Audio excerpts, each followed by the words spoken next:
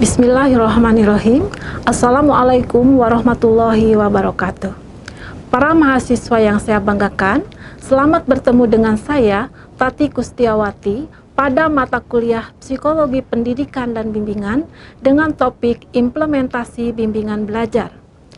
Terdapat 3 pokok bahasan yang akan dibahas pada kesempatan kali ini, yakni mengenai konsep bimbingan belajar, karakteristik gaya belajar, serta pembelajaran bernuansa bimbingan.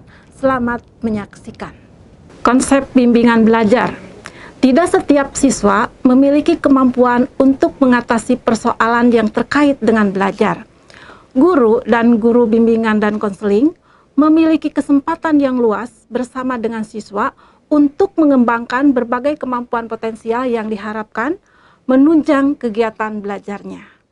Bimbingan belajar adalah suatu proses pemberian bantuan dari guru atau guru bimbingan dan konseling kepada siswa dengan cara mengembangkan suasana belajar yang kondusif dan menumbuhkan kemampuan siswa agar terhindar dari dan atau dapat mengatasi kesulitan belajar yang mungkin dihadapinya sehingga mencapai hasil belajar yang optimal. Sejalan dengan definisi atau hakikat tersebut, maka tujuan umum bimbingan dan konseling adalah tercapainya penyesuaian akademis secara optimal sesuai dengan potensi yang dimilikinya.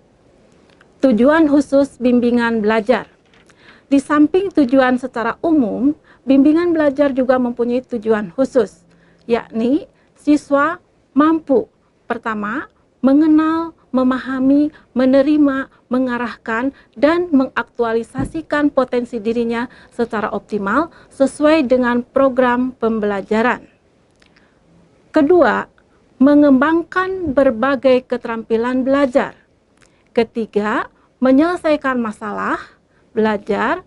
Dan keempat, menciptakan suasana belajar yang kondusif serta memahami lingkungan. Fungsi bimbingan dan konseling. Agar dapat mencapai tujuannya, bimbingan belajar memiliki sejumlah fungsi sebagai berikut. Pertama, fungsi pencegahan atau preventive function. Bimbingan belajar berupaya untuk mencegah atau mereduksi kemungkinan timbulnya masalah. Kedua, fungsi penyaluran atau distributive function. Fungsi penyaluran berarti menyediakan kesempatan kepada siswa untuk menyalurkan bakat dan minat sehingga mencapai hasil belajar yang sesuai dengan kemampuannya. Ketiga, fungsi penyesuaian atau adjustive function. Fungsi penyesuaian memiliki sasaran: 1. Membantu siswa agar dapat menyesuaikan diri terhadap tuntutan program pendidikan. Kedua, membantu siswa menyerasikan program-program yang dikembangkan dengan tuntutan pengajaran. Keempat, fungsi perbaikan atau remediative function. Fungsi perbaikan berupaya membantu siswa yang telah mengalami kesulitan dalam kegiatan pembelajaran. Kelima, fungsi pemeliharaan dan pengembangan atau maintenance and development function, yakni memelihara, mempertahankan, dan mengembangkan perolehan hasil belajar serta pandangan yang positif tentang belajar. Manfaat bimbingan belajar. Bimbingan belajar memberikan manfaat baik bagi siswa maupun bagi guru. Manfaat bagi siswa. Pertama, tersedianya kondisi belajar yang nyaman dan kondusif. Kedua, terperhatikannya karakteristik pribadi siswa secara utuh.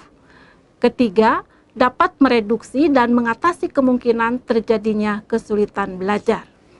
Manfaat bagi guru atau guru bimbingan dan konseling. Pertama, membantu untuk lebih mampu menyesuaikan materi atau program pembelajaran dengan keadaan siswa. Kedua, memudahkan guru bimbingan dan konseling dalam memahami karakteristik siswanya. Langkah-langkah bimbingan belajar. Pada praktiknya, bimbingan belajar memiliki sejumlah langkah yang di dalamnya memiliki kegiatan masing-masing. Secara singkat, Langkah-langkah bimbingan belajar yang dapat dilakukan oleh guru atau guru bimbingan dan konseling adalah sebagai berikut. Pertama, pengumpulan informasi tentang diri siswa. Kedua, pemberian informasi. Ketiga, penempatan. Keempat, identifikasi siswa yang diduga mengalami kesulitan dalam belajar. Kelima, memperkirakan faktor penyebab kesulitan atau diagnosis. Keenam, memperkirakan alternatif cara penyelesaian atau prognosis. Ketujuh, melakukan remedial atau bantuan atau treatment. Dan kedelapan, evaluasi dan tindak lanjut. Karakteristik gaya belajar.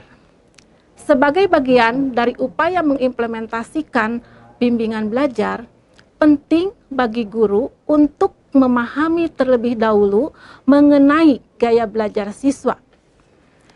Gaya belajar adalah kombinasi dari kemampuan menyerap, mengatur, dan mengolah informasi. Terdapat 3 jenis gaya belajar berdasarkan modalitas yang digunakan individu dalam memproses informasi atau perceptual modality, yakni gaya belajar visual, auditory, dan kinestetik. Gaya belajar visual lebih memfokuskan pada penglihatan untuk mengerti dan memahami pelajaran ataupun informasi yang disampaikan. Gaya belajar auditory lebih mengandalkan pendengaran untuk menerima dan memahami pelajaran ataupun suatu informasi yang disampaikan. Gaya belajar kinestetik lebih mengandalkan gerakan dalam mempelajari sesuatu. Pembelajaran bernuansa bimbingan. Sejalan dengan konsep bimbingan belajar dan pemahaman mengenai gaya belajar siswa, maka penting bagi guru untuk dapat melaksanakan pembelajaran bernuansa bimbingan. Pembelajaran bernuansa bimbingan yaitu pembelajaran yang dilakukan dengan cara mengembangkan suasana pembelajaran yang kondusif agar para siswa terhindar dari kesulitan belajar. Lebih lanjut, pembelajaran bernuansa bimbingan memiliki karakteristik sebagai berikut. Pertama, diperuntukkan bagi semua siswa. Kedua, memperlakukan siswa sebagai individu yang unik dan sedang berkembang. Ketiga, mengakui siswa sebagai individu yang bermartabat dan berkemampuan. Keempat, terarah pada pengembangan segenap aspek perkembangan siswa secara menyeluruh dan optimal. Kelima, disertai dengan berbagai sikap guru yang positif dan mendukung aktualisasi berbagai minat, potensi, dan kapabilitas siswa sesuai dengan norma-norma kehidupan yang dianut. Para mahasiswa yang budiman, demikianlah pemaparan mengenai implementasi bimbingan belajar kali ini. Semoga Anda semua dapat memahami dan melengkapinya dengan membaca keseluruhan isi modul lebih lanjut. Terima kasih atas perhatian Anda semuanya. Sampai jumpa pada pertemuan berikutnya. Wassalamualaikum warahmatullahi wabarakatuh.